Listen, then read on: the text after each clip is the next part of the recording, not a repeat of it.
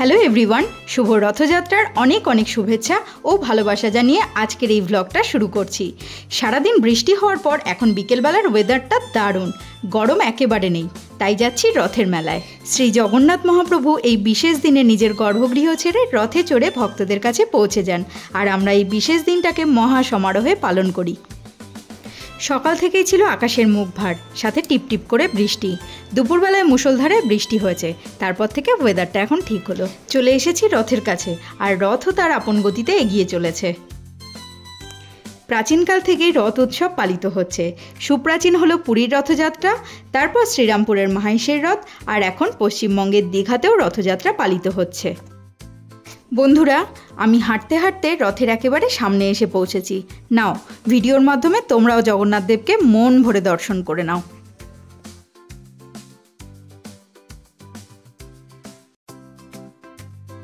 রথের দড়ি হাতে আর ছেলে মেয়েদের সাথে নিয়ে এগিয়ে চলেছি।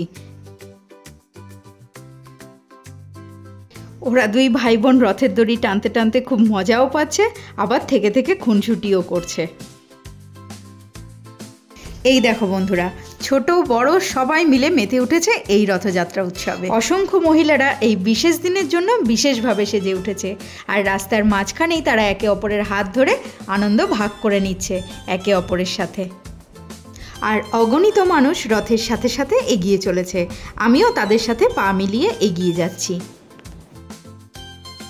এখন চলে এসেছি মেলার মাঠে। ছেলে আর মেয়েটা সামনের দিকে এগিয়ে যাচ্ছে, আমিও ওদের পিছন পিছন যাচ্ছি। শ্রী জগন্নাথ মহাপ্রভুকে 7 দিনের জন্য এখানেই এনে রাখা হবে। 7 দিন পর উল্টো রথে চড়ে তিনি আবার ফিরে যাবেন তার মন্দিরে। চলো বন্ধুরা, তোমাদেরকে এবার পুরো মেলাটা একটু ঘুরিয়ে দেখাই।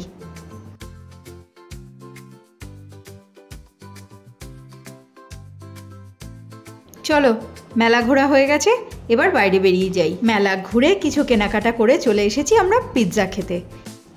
পিৎজা খেয়ে চলে যাবো সোজা বাড়ি।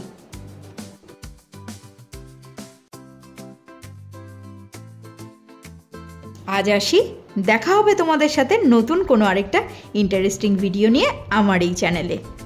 টিল দেন সকলে ভালো থেকো, সুস্থ থেকো, সকলকে ভালো রেখো আর নিজেকেও ভালোবেসো।